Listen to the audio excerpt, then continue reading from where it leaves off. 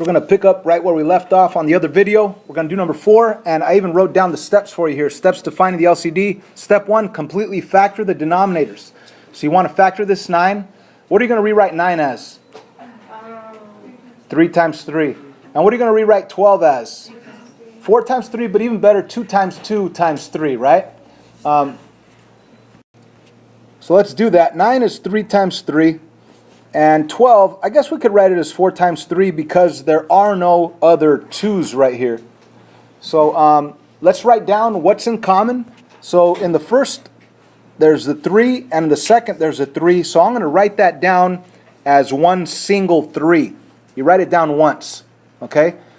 And that was step 2.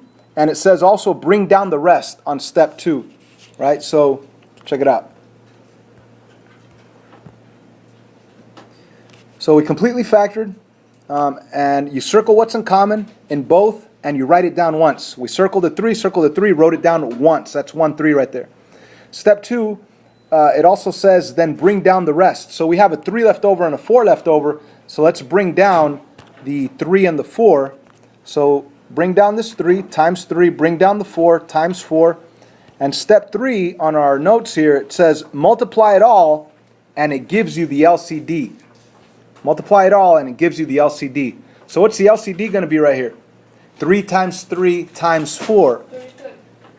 3 times 3 is 9. 9 times 4 is 36. So your LCD is 36. Okay, so that's the method I want you to use to find the LCD, right? I'm not even going to finish this question. Yeah, you're supposed to multiply 9 times 4 to get your 8. And 12 times 3 times 3, and you get your 3, and then continue with the problem. But I think that's enough practice with basic ones. Let's look at these guys over here, and we're going to use the same exact steps. So, step 1, finding the LCD. To find the LCD, completely factor the denominators. Okay, so let me completely factor the denominators. This first denominator, you're going to put an x there and an x there. What times what is 6? That if you add together is 5. Positive 3 times positive 2. Yay? Yeah.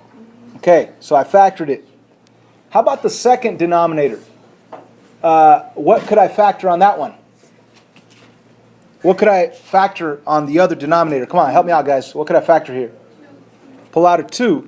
If you pull out a 2, what's going to be left? X plus 2. Yay?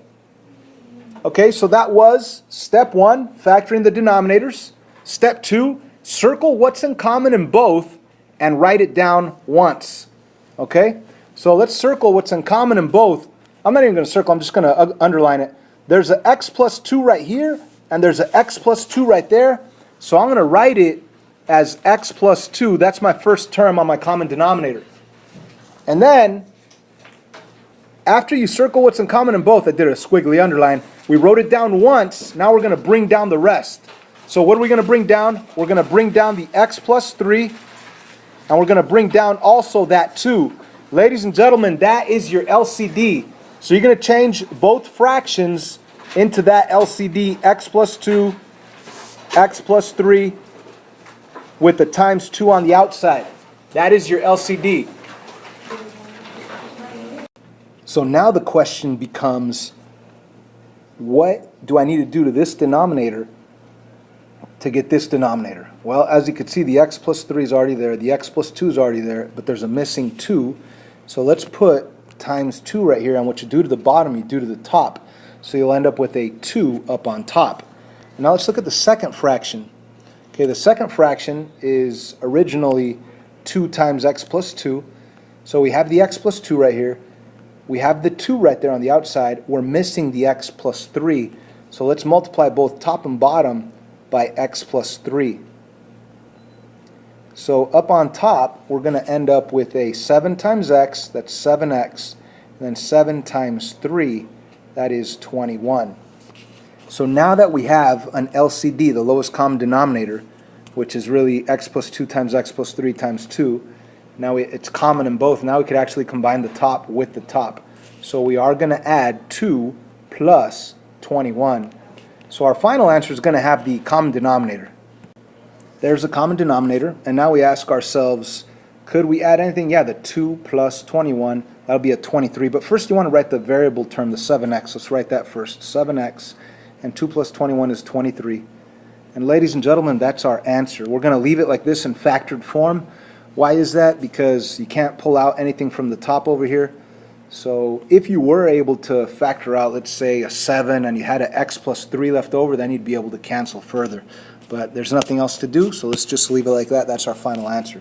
Let's try it, the next one. There's number 2. Okay, so let me zoom in even further. And let's take a look at the denominators. And if you look at step 1, it says completely factor the denominators. Okay, so let's factor both denominators. So this first denominator, we're going to change it to x, and we're going to think what times what is 6, that if I combine together is positive 5. That'll be a positive 3 and a positive 2. So that's completely factored right there. Okay.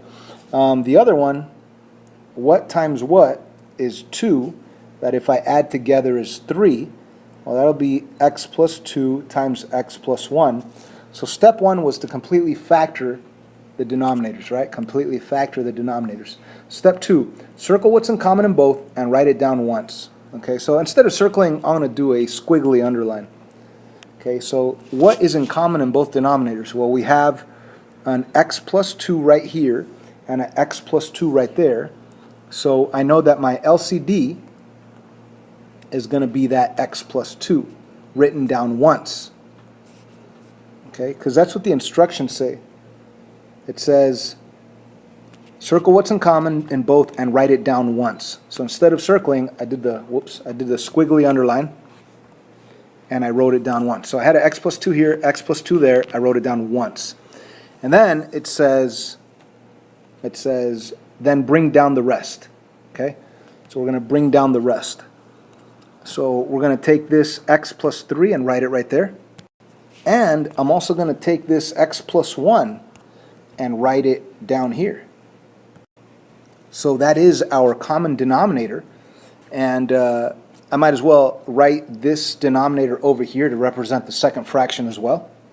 So this is our LCD as a new denominators on both fractions. And then we got to go back and ask ourselves, what do I do to this first denominator to get this new denominator? Well, we have the x plus 2 right there. We have the x plus 3 right there. The x plus 1 is missing, so I must multiply both top and bottom by x plus 1 on that first fraction. So up here, when I go 1 times x, I get x.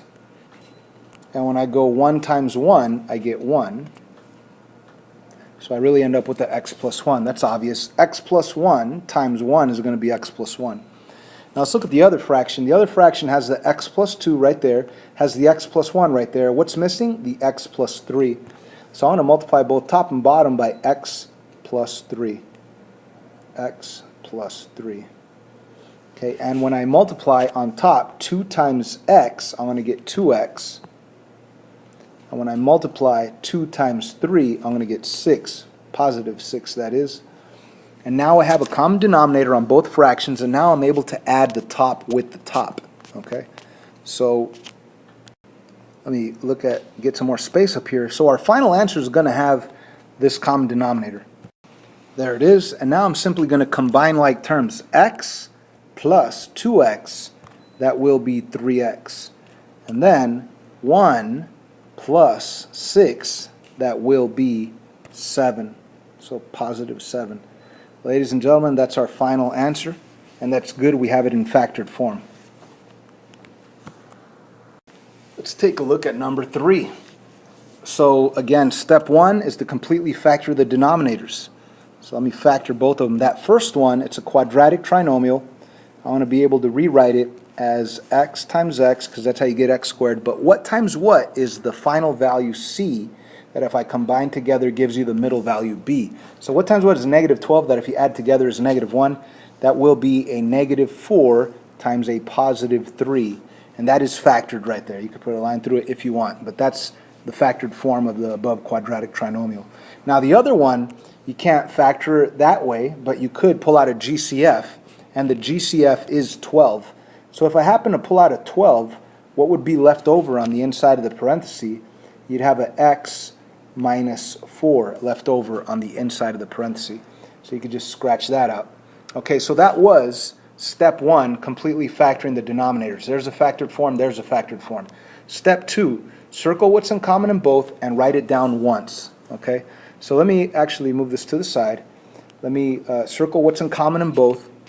So we have the x minus 4, instead of circling, I'm going to use a squiggly underline, and the x minus 4, so that's in common in both.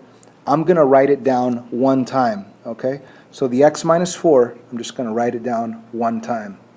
Okay, that's what it said on the instructions up here.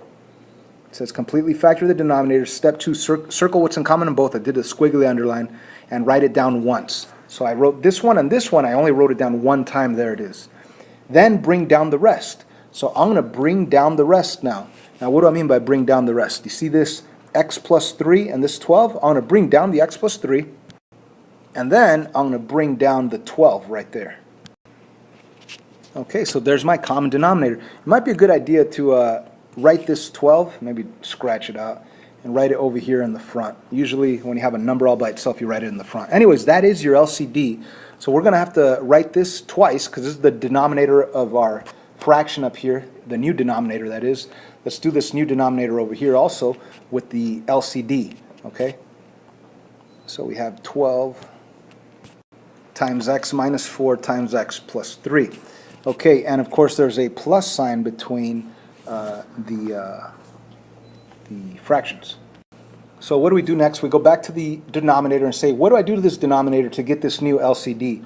Well, the x minus 4 is right there. The x plus 3 is right there. The 12 is missing. So obviously I'm going to multiply both top and bottom by 12 to be able to get that LCD. So up on top I will get 12 times x, which is 12x.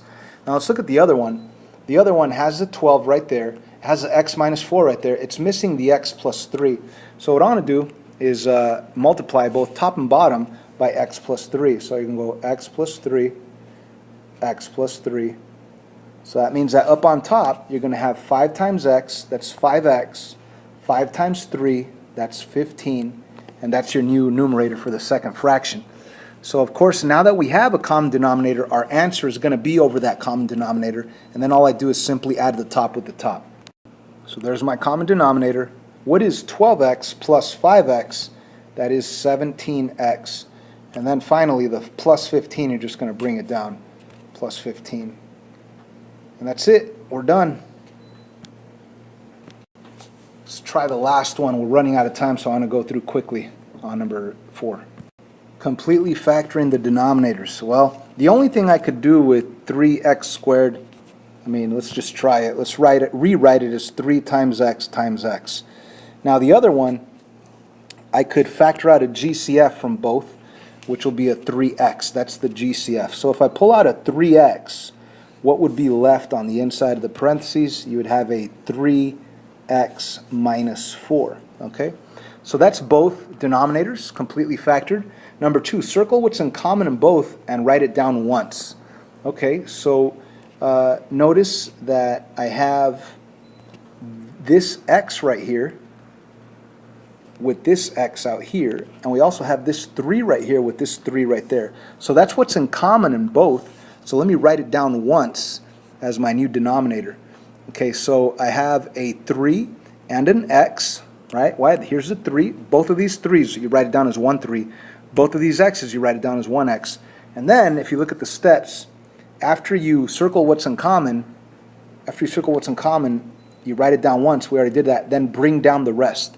Now, what do I mean by bring down the rest? Okay, we already brought down the, we already brought down the 3's, we brought it down, wrote it once. The x's, brought it down, wrote it once. What's left? There's an x left over. Let me write that. And there's also the binomial 3x minus 4.